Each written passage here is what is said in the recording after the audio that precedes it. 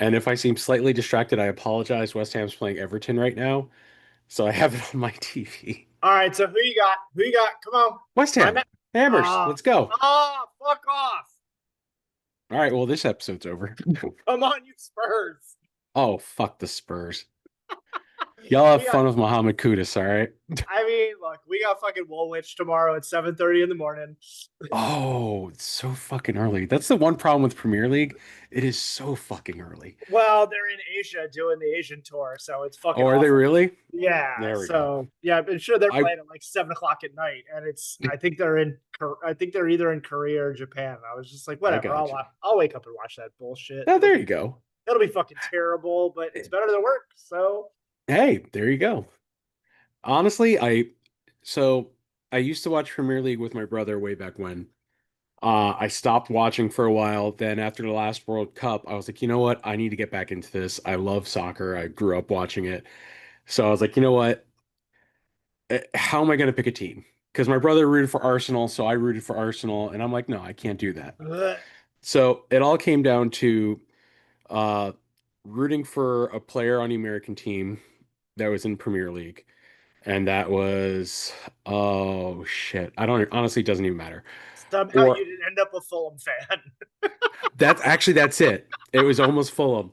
But then I was like, you know what? Let me root for a team because I was born in the UK.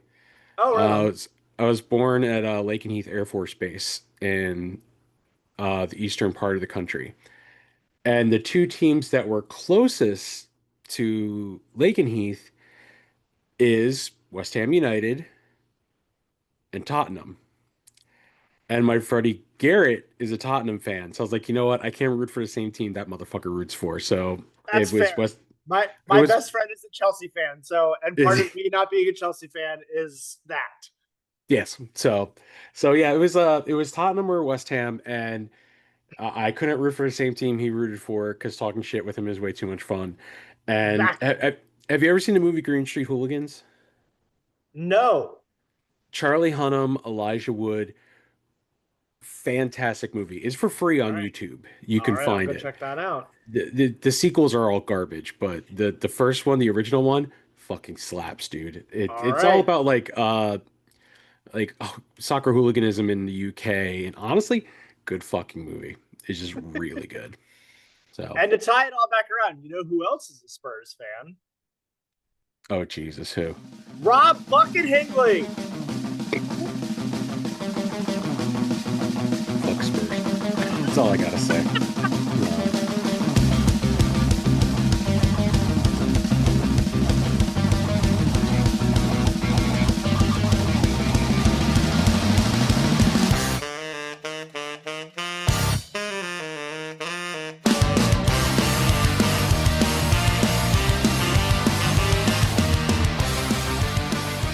Welcome back to First, Last, and Best. That's right. The summer of ska continues. Our road to supernova con fucking continues, and I am so goddamn excited for this week because it's just something inside of me is screaming at me saying, "This is the week. It's going to be a great fucking episode." I am super excited. Before we get to our guest, let's talk about social media. We are over on TikTok, First, Last, and Best Podcast. We're over on Facebook, First, Last, and Best Podcast. Instagram, guess what it is? First, Last, and Best Podcast. You're right. Good job. You can find all sorts of stuff behind the scenes, clips. You can find my vinyl collection over on Instagram, Song of the Days every day on Facebook. Uh, Reels, information, whatever you need. If you got questions, if there's bands you want to talk about after we do our Summer of Ska series, hit me up. Random people are allowed on this show, much like our guest host today, because I have no idea who the hell this man is. But you know what? We've had a great conversation so far, and I'm glad he's here. Maybe he'll come back. Who the fuck knows?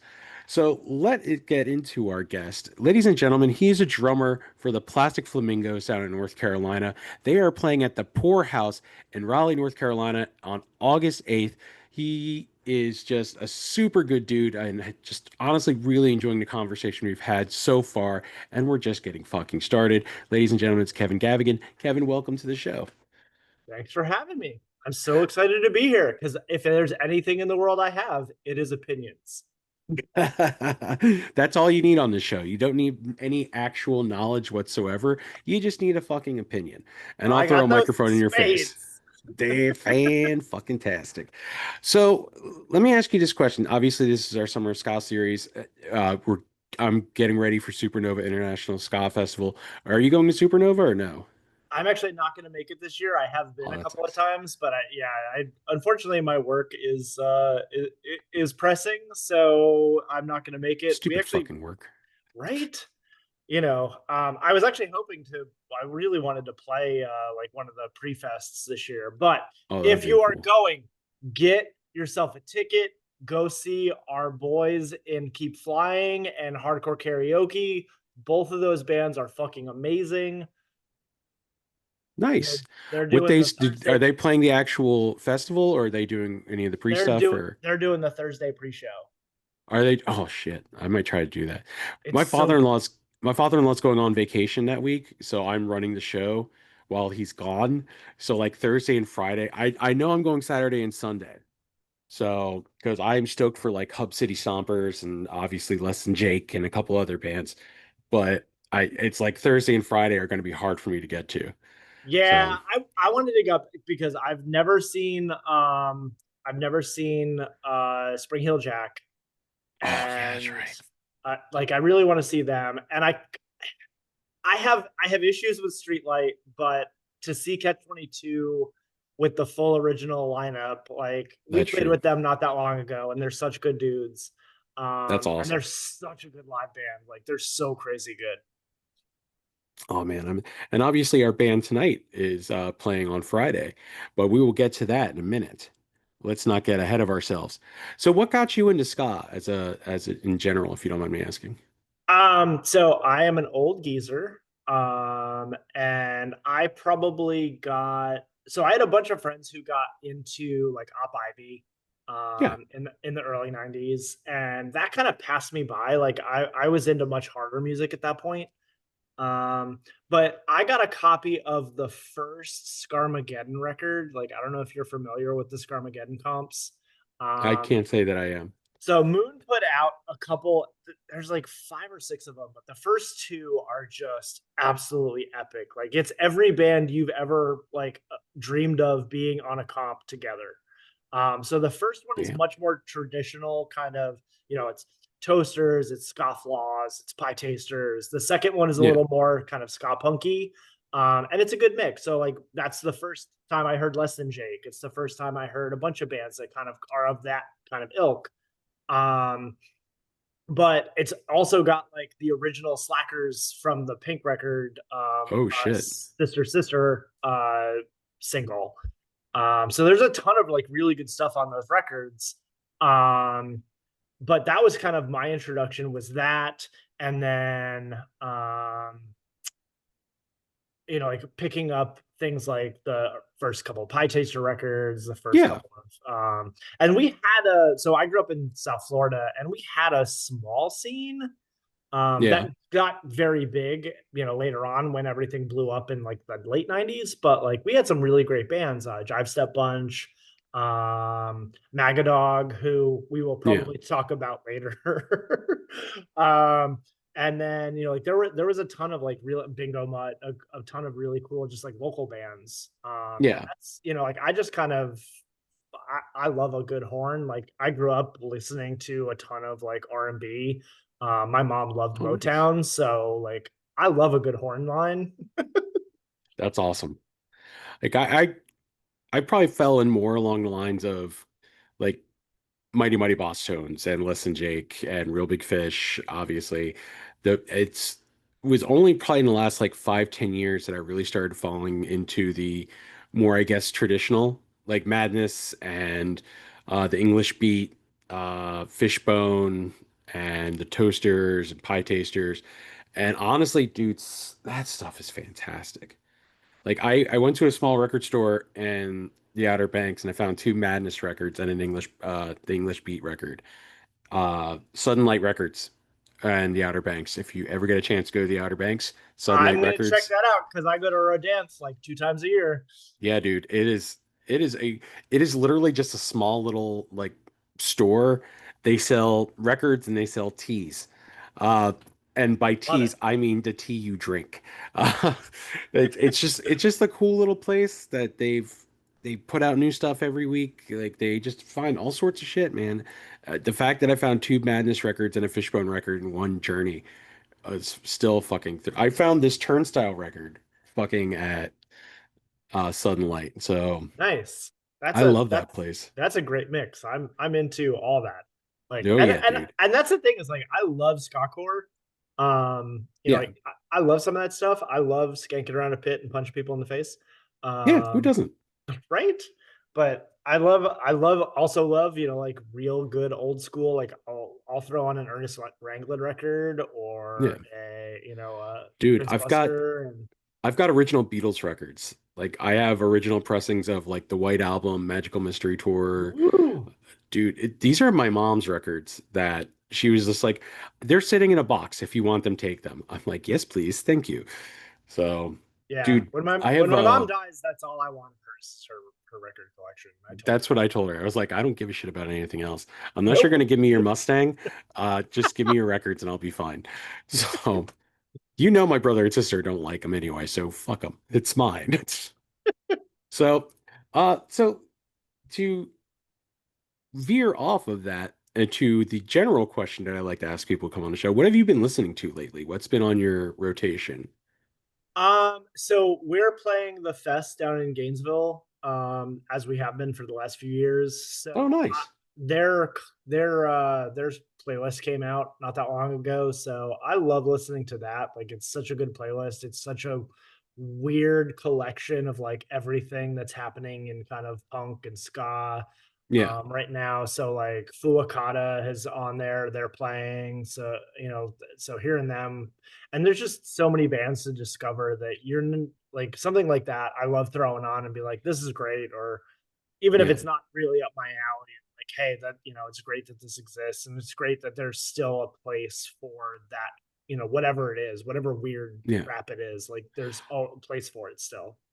Honestly, I love the one thing I do like truly appreciate about TikTok is that I have found a lot of bands that I never would have listened to if it wasn't for TikTok. Like I started listening to Stop the Presses from Brooklyn, Yeah. Joker's Republic, Millington is another band I started listening to because just for one freaking reason or another, they came across my feed and I'm just like, okay, I got this. Stop the Presses is phenomenal. Yeah. I Yeah. love listening to them. They're so good. I really like Joker's Republic. I saw them at This Is Not Croydon a couple of years ago. They're actually going to Oh, be at nice. Fest. They're going to be at Fest this year. So I'm excited to see them play their first Fest. They're such a good band. They're I need to see them eventually if they ever come down this way. So let us now move on to our band of the week. We have mentioned them actually quite a few times so far. And they're playing like we said, playing Supernova this year. They played it last year. They have a live recording of their 2023 performance. We're talking about the Toasters. Obviously started in New York in the early 80s. What got you in? Obviously, you were mentioning that you kind of stumbled into them and for it's Moon Ska Records, right? Or Yep. Yep. so, uh, like, what really kind of drew you to them, if you don't mind me asking? So I listened to the first couple of Scarmageddons, and then my wonderful girlfriend, now wife of way too many years, had a copy of Ska Boom. And I just absolutely fell in love with that record. And again, it's kind of like it goes back to that, like, and I will say this, my mother absolutely loves the Toasters because like Really? yeah, like because it kind of it has that harken back to kind of a lot of that like that R&B style. Yeah. Buck really does kind of like you can tell he's English. Even Yeah. even if he's been in the States like 50 years, like he's still like he has this very English sensibility about music. He knows his way around a pop hook. And there's Oh just yeah. something about that record. Um, and as much as like I love Lionel on that record, for me, the Toasters will always be the Cooley Toasters. Yeah. but like I love kind of all the shenanigans that are on that record and kind of the silliness of that record. And it just kind of like that just pulled me in. Like it's such a just like upbeat, and at the time like that was what I needed in my life, was just that kind of that positivity and that vibe. Absolutely. I got to be honest, listening to Skaboom for the first time, like, I don't think you can have a better debut full length because, like, it's like one song after the other is just freaking phenomenal. Like, East Side Beat is still probably like top five favorite songs of all time by the Toasters. I mean, it is just good. Everything on it is just Yeah, good. it does roll from like one hit right after another. Yeah. Um, and now as we get later on in there, like it does start to get repetitive in their catalog. Like, Buck Yeah. goes to that well pretty hard, but like for that record, like it is just one right after another. And you're just like, every single one of these is great. I think honestly, if you're gonna start off somewhere, and it's not often that when you want someone to listen to a band, if you're trying to tell someone, hey, maybe skip the first record or two and go to this instead. This is who they are. This is what you want to listen to. And the Toasters aren't like that. I mean, from the start, from the jump with Skaboom, it feels like this is exactly who they are. I think that's partially just because they had been around so long Yeah. before they made that record. Because this came Um, out in 87, right? Yeah, yeah. So they'd been around like 4 years, maybe 5 years before that Yeah. record came out. And also, it doesn't really hurt that they had Joe Jackson as their producer. Yeah. I I'm mean, sure like that helped a little bit. that is somebody who does not get enough credit in American pop music, but that is a guy who like knows his way around a good hook, right? Oh, And yeah. so between like him and Buck just like hanging out in the studio together, like I'm sure there was a lot of culling of, like what's the best stuff that you've got. And Yeah. because they had been around for that long, like they probably had a pretty solid catalog of stuff that they could get through, right? Like it's not like a lot of Yeah. bands where it's like, we're going to record all 10 songs we know, and that's all we're putting out. I mean, if you look at the track listing, it's oh man, I think the one I'm looking at, the one that came out in 87, well, there's one that says it's 11 songs, and then there's another that says it's 20. So, There's a reissue that they did not that long ago. That's like the extended version. So it's okay. the 11 song is like the one that most people have heard. Okay. Because I listen to both. Like in preparation for this, I really wanted to just kind of dive really hard into it. And I listened to both because I'm just trying to get through all of it. And then I just got confused on some of it. I was like, wait a second, I don't think this is in the correct fucking order. So, but yeah, dude, it's Skaboom was just good. I really enjoyed it. Like starting off with Talk is Cheap, going to Pool Shark, then Weekend in LA. I'm like the first like four or five tracks are all just like after one right after the other. It's just fucking good. Yeah. Love And it. it's funny too, because like when you look at like something like Mr. Trouble, where it's got Yeah. that kind of like skit on the front end of it, that Yeah. is such a like time capsule of New York at that time. Like you think about Yeah. what was happening, like all the hip hop records had those like funny skits. A lot of the hardcore records had that stuff on it. And then you have this. It's just kind of this weird little like tie together. All those folks were hanging out together in the same clubs. Oh yeah. So it's funny to me. That's something that's kind of always stuck with me, is just like you listen to that record and it's like it is New York in 1987 in a nutshell. But it's worth it, dude. If like I said before, if I'm gonna point anyone to a single, if I have to, like this quintessential, this band is quintessential Toasters, this is probably the one I'm gonna put in front of them. It's not my favorite, but this will definitely give you an idea of who they are.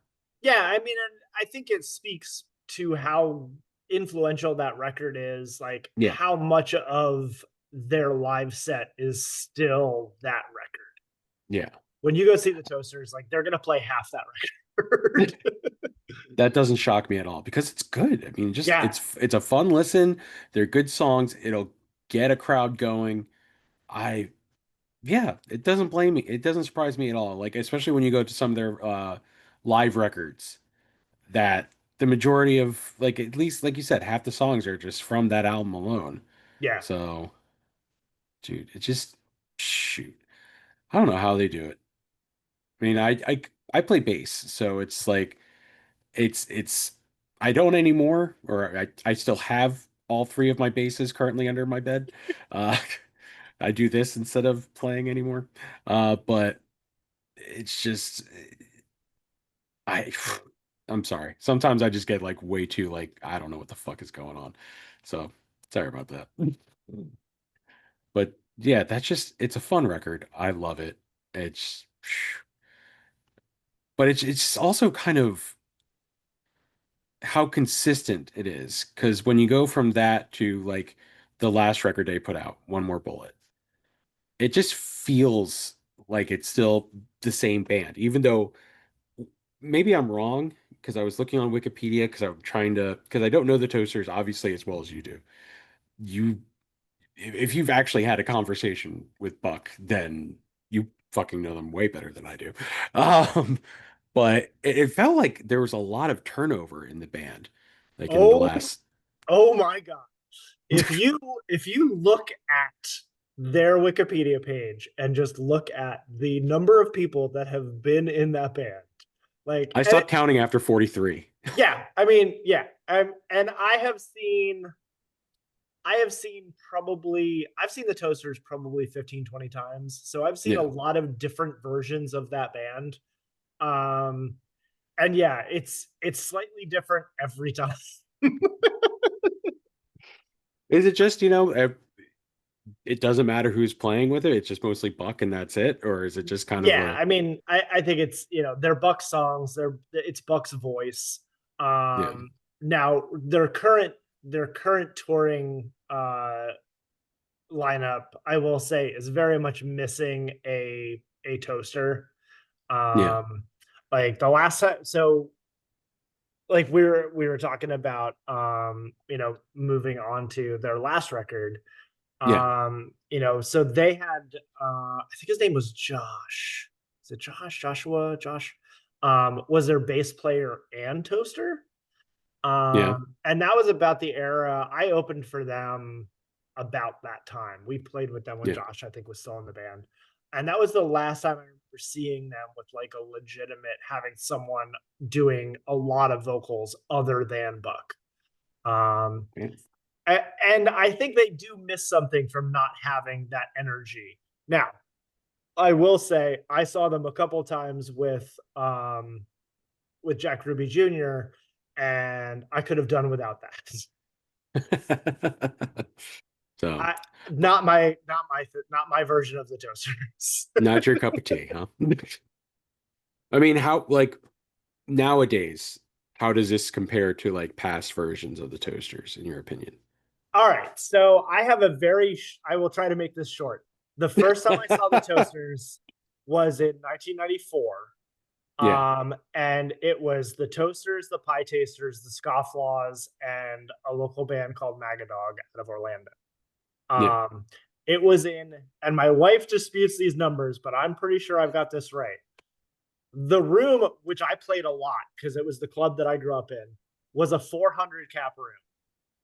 yeah. We were told by the owner that he sold at least 800 tickets. Oh shit. And that was like a week and a half before the show. So he kept selling tickets because Bob was, I mean, he was a club owner. Like he was going to get that fucking money. Yeah. So there was somewhere between like 800, 1,200 people in this 400 cap room, Oh shit. which was upstairs over a pet supermarket. You could feel the concrete bowing when Oh, the that's not Toasters good. came on. No, it was terrifying and electrifying and amazing. But it was like, for me, it was the classic Toasters. It was Cooley on vocals. It was Buck. It was like a full 9 to 10 piece band. Like it was Damn. everything you wanted out of the Toasters. And it was kind of prime pie tasters. And I've actually talked to the pie tasters about that show. They apparently slept on the floor that night. I was like, what? I would have cried. I would have been scared that the entire floor was going to cave in. Jesus Oh, that's Christ. not what I would have been scared of. South Florida, man, the cockroaches are like the size of your shoe. Oh, I've seen some big roaches, bro. So But I yeah, work in the so pest control industry. I've seen some big roaches. oh, oh yeah. So like that's kind of the version of the Toasters that lives in my mind. And we actually Yeah. we opened up for the Pilfers about 2 months ago, maybe a little bit Oh, less. nice. So I actually got to talk to Cooley about that a little bit. And I do like that is one of the joys is Cooley is always at Supernova. And when he comes out and does stuff with the Toasters, like when he comes out and does Dub 56 and does History Yeah. Book and does kind of some of those classic songs, like that just tears at my heart because I'm just like, come on, do this all the time. Can't you just, whatever, just jump in, please? Just Please and live thank in you.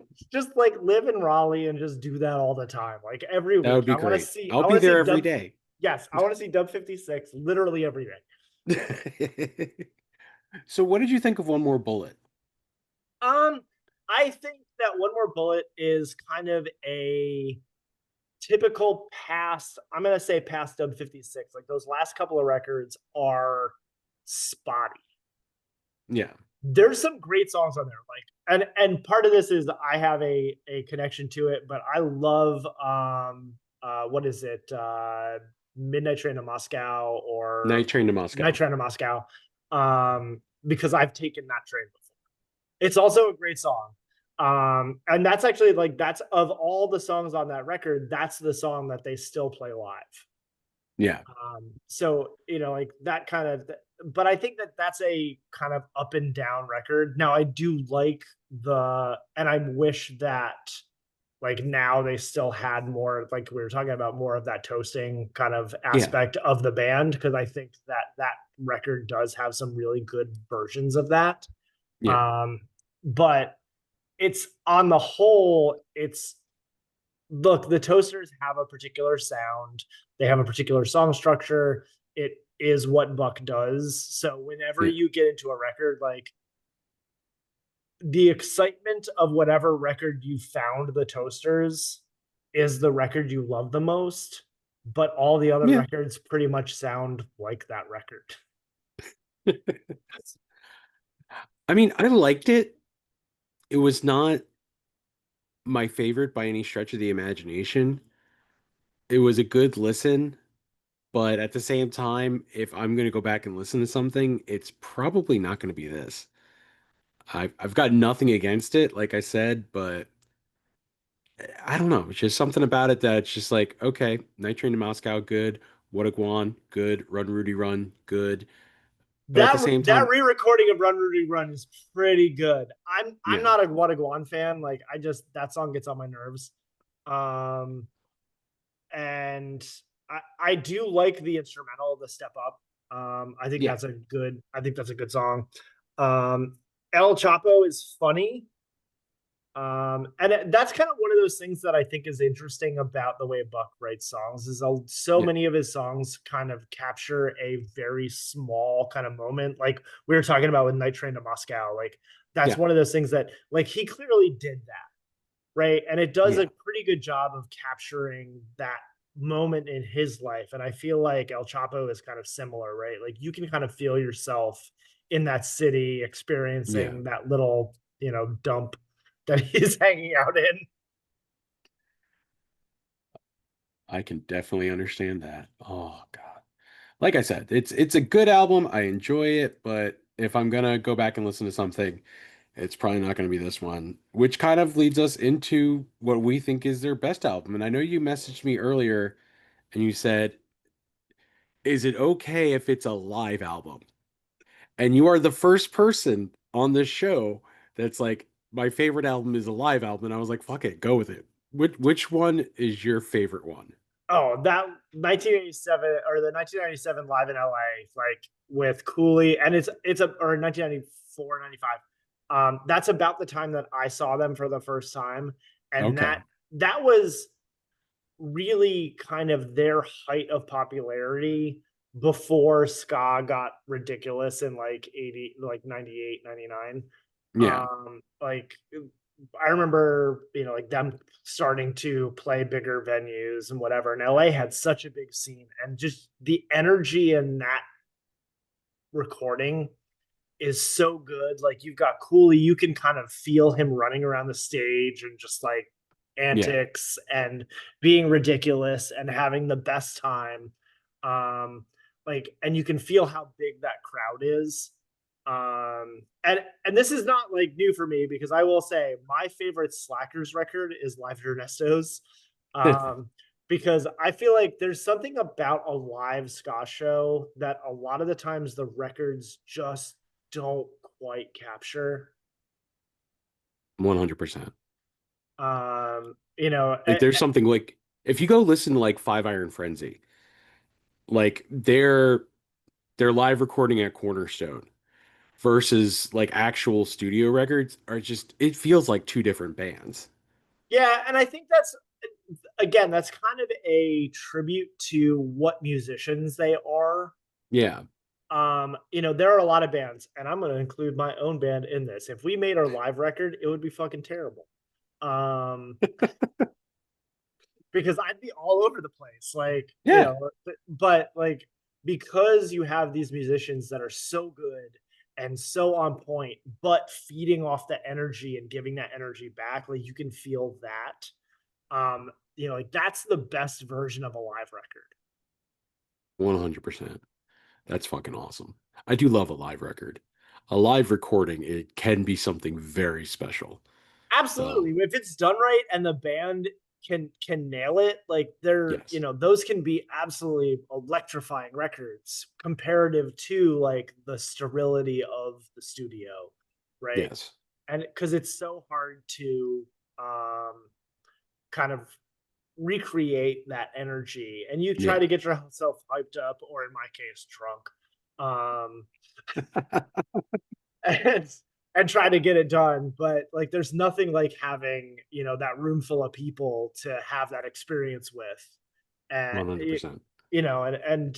like the best live recordings do that. I 100% agree with that. I know that I'm one of those bass players that's more of like I'm all over the place and I play very simply so that way, if I don't screw up that much while I'm running around and jumping off things. And I actually broke two of my upper ribs from Oh jumping off a drum riser. I went to jump off the drum riser, but I tripped over it instead. But I had the presence of mind to spin my body so I didn't land like the neck and the headstock didn't like crash on the ground. So I just landed straight on my side and I broke my like top two ribs. I yeah, kept you're playing like, though. my body will heal, but the base I have to pay for. This is my only one. I haven't bought more yet. My wife won't let me. So I will have to say that as I said before, I do love a live recording. And this may annoy you because my favorite Toasters record is a post Dub 56, and it's Hard Band for Dead. I So just, much. huh? I hate that record so much. Really? It I just don't know, man. I love Two Tone Army. I love Talk is Cheap. I love just like the random, like, dude, they're doing like Maxwell Smart and they're doing Secret Agent, man. It's fucking kind of dumb, but at the same time, it's just a lot of fun. And I love Properly. That is such a fun song. I All right, really I'm not enjoy gonna. it. Yeah, I might have to go back and kind of. So part of my like just distaste for that record in particular is because I saw them with Jack Ruby a couple of times live, Yeah. and it just ruined those songs for me because he was Oh. just so mad and just like angry. And I'm just like, bro, you are in the wrong band. Like, you need to not How can be. you be angry and playing ska at the same time? I don't Yeah, but understand. like if you go back and listen to I think it's the Live in LA Redux or whatever that they did with Jack, like you can just Yeah. hear how mad he is all the time. And I'm just Oh my like, God. and I get it. Like it was like the late 90s, early 2000s that everybody was trying to be aggro, but and I think that's kind of what Buck was going for. He's like, well, like if I bring in this really angry guy, like maybe we'll get some of those new metal kids who are listening to Skindred. Oh But my God. like that didn't really work out. But yeah, like No, I will say though, I as much as I hated those shows, shout out to a band that most people have never heard of. Buck had Step Lively open up for them on tour. that sounds familiar. They're so good. They're like none of their shit is online. Mark, the singer and keyboard player, ended up starting the band reunion show with members of Edna's Goldfish. Yes, I Um, know the reunion show. yeah, I and know who they are. God, I they keep were kicking such that a camera. good live band. Yeah. But like Step Lively was so awesome, and I, so you're from the general area. Have you ever been to um Ground Zero in Spartanburg, South Carolina? No, I have not. All right. So back in, I don't know what it's like now, but in the early 2000s, it had just been remodeled as a strip club into basically a metal bar. Okay. And right. And then so we're going to go down there and see the Toasters play. And like It's a perfect place to go see them. there's still a pole, there's still all the mirrors, like the whole thing. Like, God. and I saw so many like weird shows there. Like I saw the dwarves there also, which Oh, nice. that made way more sense. But yeah, like so we get there and I'm just like, it might have been like one of the first times we ever went there, and I'm just like, why is there a stripper pole in the middle, and why Just are don't they ask all questions. It's fine. near? All right, never. You know what? I'm just gonna leave this one alone. That's awesome. All right, so we've done first, we've done last, we've done best. Now it's time to end the show with my favorite way, doing our top three. Do you have a top three? Because I think I sprung this on you earlier today. So, Like, so top three of just like in general, or in general, your three favorite songs that the Toasters have done. oh, that's actually pretty easy. Okay. Um, So so let's start with three because the way this works, because I have to rein in my friend Mike who does the show because he has a tendency, he has like ADHD to the max. Mike, I love you, but you do. Um, but like he'll start like I think it was the Rancid Op Ivy show we did where he just did all three at once and also his like three favorite albums. And then I'm just like, I'm trying to rein him in. I'm like, dude, I have some sort of a structure for the show. So if you could just let me. So, well, the way this works, because Kevin is new, so we're going to introduce him to it, is you do your third favorite, I'll do mine, number two, number two, and we end with our number ones. all right, into it. So, all right. So, number three, what is your number three? My number three is actually Talk is Cheap. Nice. The leads off ska boom. It does everything you wanted to in a lead off song. It's still fun to watch them play live. Like I just think that's a great song. That's awesome. All right, my number three, and there's a reason for it, and it's Sweet Hometown Jamaica. I just love that they Good took a song. Leonard Skinner song and just made it their own. And it's just so like you could tell where it came from, but at the same time, I just love that they made it their own. Sweet Hometown Jamaica is such a fun listen. Yep. I'm not going to disagree with that. That's a solid song. Nice. Number two. Um, my one and two are kind of a toss up, so I'm going to go with History Book. I think that is just such a great song. I love the Nice. toasting on it. It just that's so much energy. All right. My number two is Two Tone Army. It's the lead-off song for my favorite album. It's a fun little song to listen to. I enjoy it. It's really I was thinking of a different one, but I wasn't 100% sure. So I decided just to throw Two Tone Army on there, and that's gonna be my number two. So I'm going to ask, which version of Two Tone Army? It was the one off of Hard Band for Dead. Okay. Yeah, there's a couple versions of that song kind of floating around. Yeah, And their live version is kind of quite a bit different now. yeah. But yeah, no, I like the early version of that, Okay. but I'm never mad at any version of that song. That's a fun song. All right, Kevin. Number one. Dub 56. Such a All fucking right. great song. Like I there's should have just un- no one I can should have argue called with that. that. It's such a good song. You can dance to it, you can fight to it, you can fuck to it. It doesn't matter. Like it's just a There great you song. go. All right. My favorite song is a little bit more personal because listening to it, it takes me back to like the early days of when I first got into music, and that's pirate radio. Yes. Great Just song. the idea of like staying up at night and listening to music, and especially not the music that, you were supposed to be listening to. This is something completely different. This song just hits me in that personal spot, and Pirate Radio is my absolute favorite song that the Toasters do. Hell yeah. Have you ever watched the movie about that whole thing? I haven't. I've always wanted to. It's Philip Seymour Hoffman's in it, isn't he? Yeah. Yeah. It's a good little movie. Nice. I might have to check that out soon. I keep forgetting about it, and because, comic book movies, but no. So those are our top three. And Kevin, thank you for coming on the show, man. This was a lot of fun. It was great getting to know you. It was great having you here on the First, Last, and Best podcast, where we talk about bullshit and more bullshit, because that's what I Hell do yeah. best.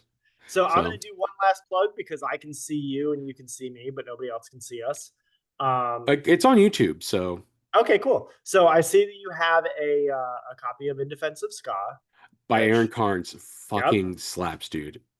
it Aaron did It such a good is. job. And I want to say if you It buy is the sec the. if you buy the second edition, you can read the That's what. three lines that are with me. It's right there. Fan fucking tastic book. Yeah. I loved it. It was so good. I met Aaron last year at Supernova. So So I made a joke years ago. Um, so my the thing that will probably always go down in the trivia about Kevin is my very first band in high school. My guitar player was Oscar Isaac. really, Yeah. We were Oscar went on to join ska bands, but Aaron made a whole joke about like how everyone made fun of Oscar for being in a ska band. yeah, Which when we were in high school, like just after the band we were in was called the Worms. But I made a joke about how no one ever wanted to talk about the proto emo band that he was in before that. And Aaron reached out to me and was like, "You were in a band with Oscar?" And I was like, "Yeah, like we're still sort of friends, sort of. yeah. We don't talk very often, but As much as you can be friends with Oscar Isaac. exactly. But so Aaron was kind enough when he was doing his second edition to reach out to me and say, "Hey, like, do you want to talk about like what was going on in Florida at that time?" So I was very excited to be able to talk to him and have my three sentences of fame. That's awesome. But I did want to plug, like, it is, if you are a ska fan, like, it really is a great book. What I will say is if you're going to read that, you should also so In Defense of Ska is very much a kind of West Coast heavy book. Yes, I um noticed that. so I will say that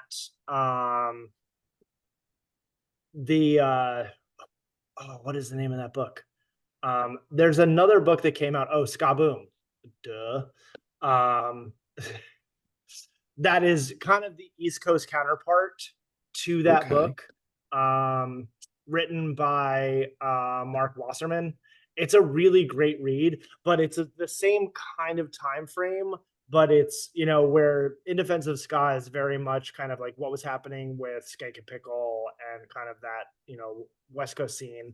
This is very much kind of like what was happening with Toasters and Scofflaws and a lot of those bands that came from the New York scene. So I think, like, if you read them Nice. both in conjunction, you get a very well-rounded kind of feel because they both kind of touch a little bit.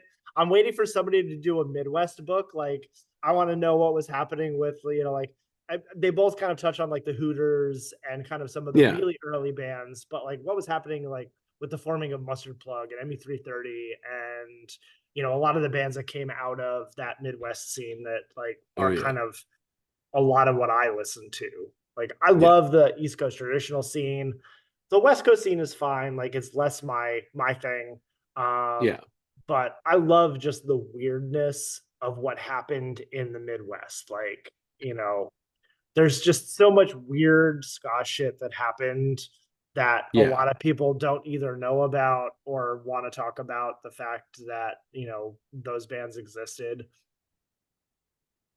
dude. I just found it on Amazon. I'm gonna save it to my list, so I need to get that pretty soon so I can give it a read. Yeah. So, all right.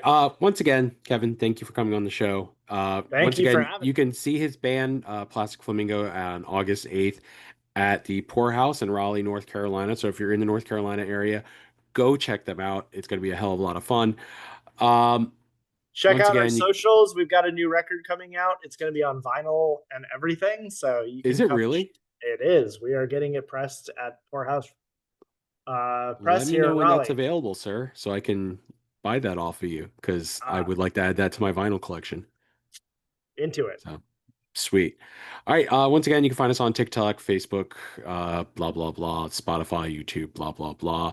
Listen or don't, who cares? I'm just, like I said, I don't make money off of this. I'm just having fun. So fuck it. Listen to it, don't listen to it. No skin off my ass. Once again, thank you, Kevin. The road to Supernova continues next week with I'm not going to tell you.